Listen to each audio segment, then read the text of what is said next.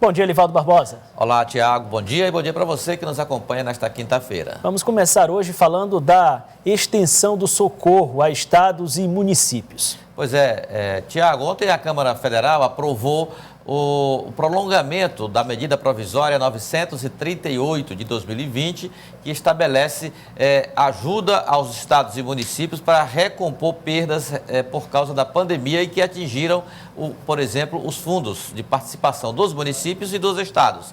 Já foram repassados de abril até agora, até o mês de junho, quase 10 bilhões de reais, de um total que chegaria a 16 bilhões. E esse restante que falta, acrescido de mais recursos, serão distribuídos agora até o final do ano, até o mês de novembro.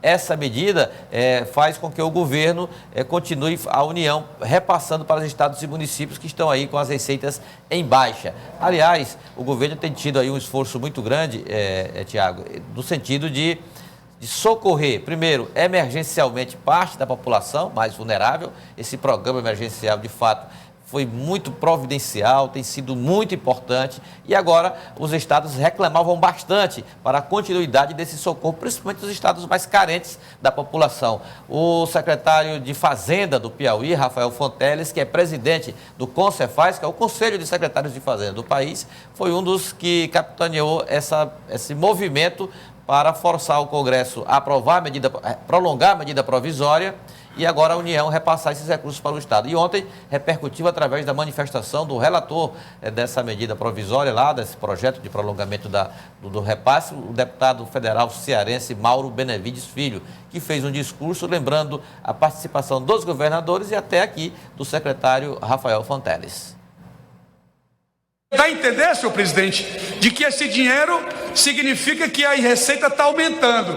Então é explicar tecnicamente que na realidade ela não está caindo na mesma velocidade que foi estimada inicialmente, mas a receita continua caindo. Obviamente que a recuperação da atividade econômica ela vai demandar um pouco mais de tempo. Portanto, mandar um abraço aqui ao governador Camilo Santana, que também trabalhou fortemente para que essa matéria pudesse alcançar. Eu mesmo tive a oportunidade de colocar para conversar com o deputado Hildo Rocha e todos os governadores e secretários de Fazenda que ligaram inúmeras vezes. Mandar um abraço para o secretário Rafael do Piauí, que é o coordenador do CONFAZ.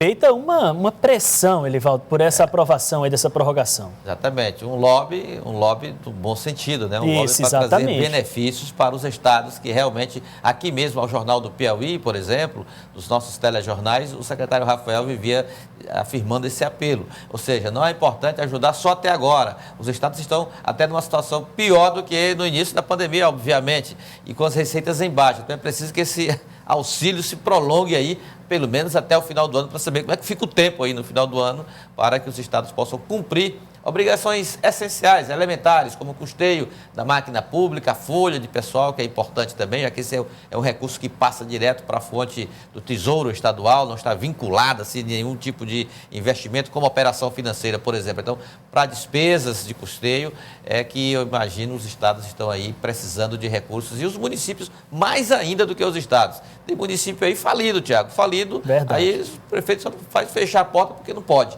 Mas realmente está sem condição de se movimentar bastante.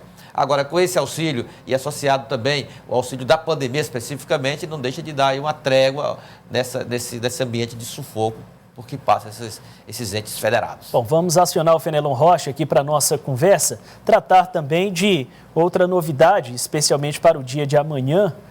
O Piauí deve receber a visita do ministro de Desenvolvimento Regional, Rogério Marinho. Fenelon Rocha, informação confirmada, inclusive, pelo senador Ciro Nogueira. Qual que deve ser a pauta dele lá em Floriano?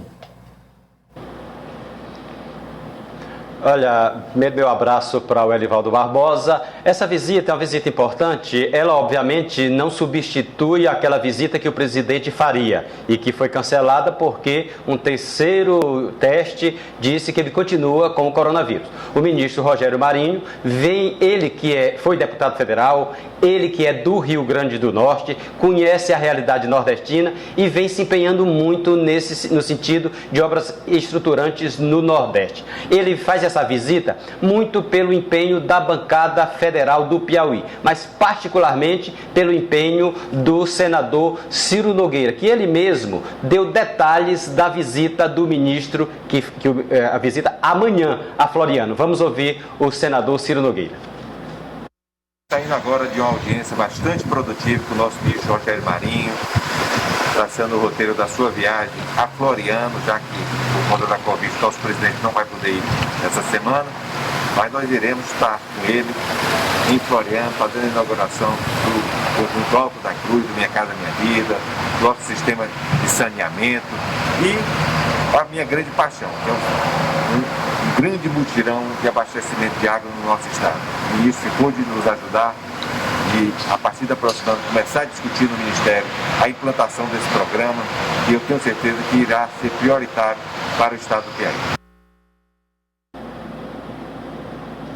Olha, são ações fundamentais. Aí, moradia, saneamento, abastecimento d'água, e essa questão do abastecimento d'água vem sendo fundamental na luta da bancada nordestina. Vamos lembrar que essa mudança de humor do governo federal em relação ao Nordeste tem duas razões de ser. Primeiro, o governo federal quer ficar bem com o Nordeste, onde ele sempre foi mal. Segundo, o empenho particular do Centrão, lideranças como Ciro Nogueiras, que tem buscado obras estruturantes, e isso, obviamente, no caso do Nordeste, é só projeto, é o que não falta, não é isso, Elivaldo?